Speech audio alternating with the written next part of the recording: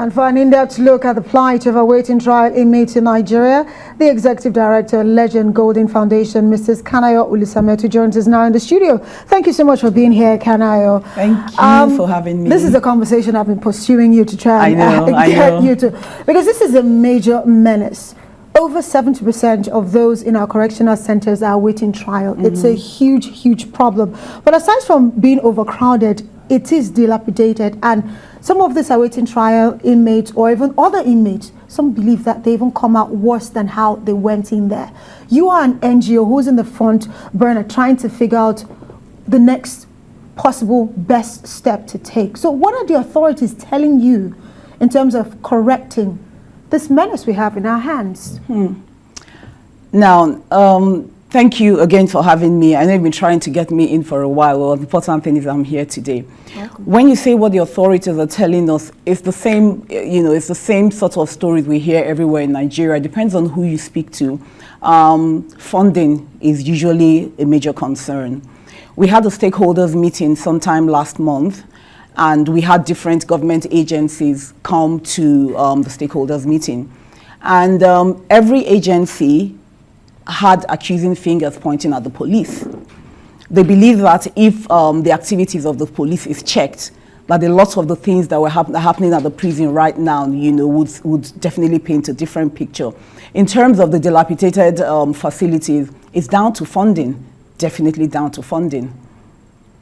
So how corrective are the correctional centers then? If you have the kind of administrative organizational lacunas as you've just painted, but it shouldn't be the fault of the police alone. The judicial process is a ring, is a circle.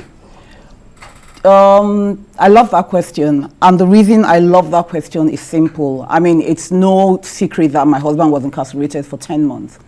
And I remember one of the times I went to see him, I said to one of the correctional officers, the name was changed from prisons to correctional facilities. What is being done to rehabilitate the people here?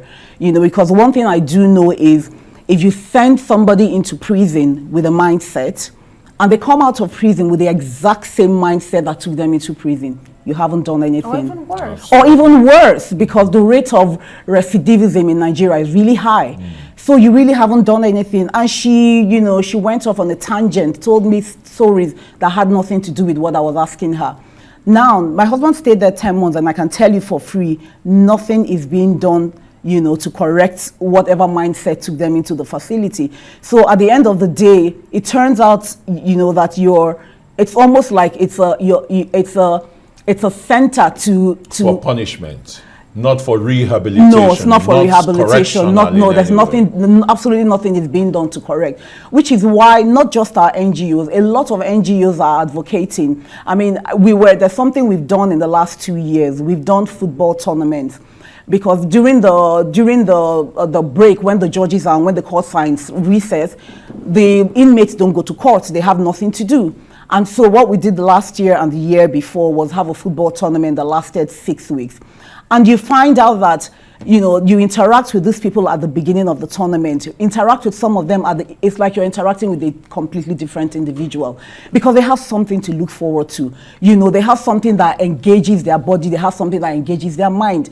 So, unfortunately, we're not able to do that this year because of the jailbreak. We were supposed to do it like 2 weeks after the jailbreak. So why is it limited to just Kuje alone? There are several correctional centers in the country. If you go to Kefi and the one in Suleja, they said 250 of in them fact, the correctional centers in Kefi and Suleja, for those who've been there, they said you don't have to go to hell to know that those are hellish or heinous. We've done stuff at Suleja as well. I mean, they had problems with their sewage system. We fixed that. They had problems with their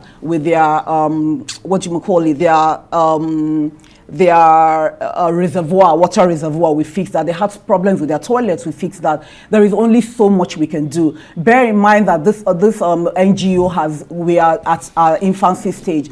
So we have done things at Suleja, and we're starting from Kuje and we're expanding to other places. But yeah, to your question, I don't think that in terms of correction that anything is being done. if anything at all is being done, it's really marginal. The best thing now is really to just avoid getting into these facilities at the end of the day from what you're saying. But I do know that from some of the suggestions that you gave a couple of days ago, you're talking about alternative means of conflict resolution, especially for petty crimes, because the courts, they're inundated with so much. So where are we in terms of changing that? So yesterday we had a meeting also with the House of Reps member and the chairman in charge of judiciary. And look. Exactly, very intelligent young man. And there's a lot that is being done. I mean, I'm not at liberty to say some of the things he said to us. Things are being worked on, but nothing has come to fruition yet. But it goes without saying that we really need to begin to look at those things. A lot of people in correctional services in Nigeria, in custodial centers in Nigeria, have no business being there because these things are civil matters. The matters for which they are being held are civil matters. Some of them, you know, are just such matters like petty crimes, stealing goods, stealing chickens. If at all, that, I mean, would not take more than 3. Thank you, accused, or even a center where they were is raided and they don't even understand why they are there. You take a bunch of 30, 40 people and you lock them up because they don't have 30,000 to give you for bail money. Or you get somebody who, for instance, stole something worth 2,000 and you ask him to pay 30,000 for bail. If he had I thought bail was free. Bail is supposed to be free. So if somebody stole 2,000, if he had 30,000, would he be stealing 2,000? Of course not. So some people are locked up there for 5 years, 6 years because they don't have 30,000 to pay for bail.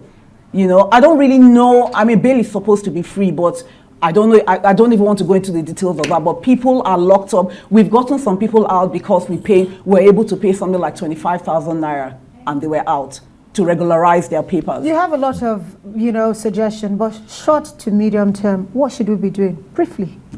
Wow, I think that the first thing we need to do is enforcement of the laws that already exist. The first one that comes to mind is the Federal Republic of Nigeria has a constitution that says that a suspect should be arraigned within 48 hours. We could do that. The Administration of Criminal Justice Act 2015, Section 396, I believe, you know, says that upon arraignment, that the defendant, and I'm paraphrasing, that a defendant's trial should be day to day until the determination of the case.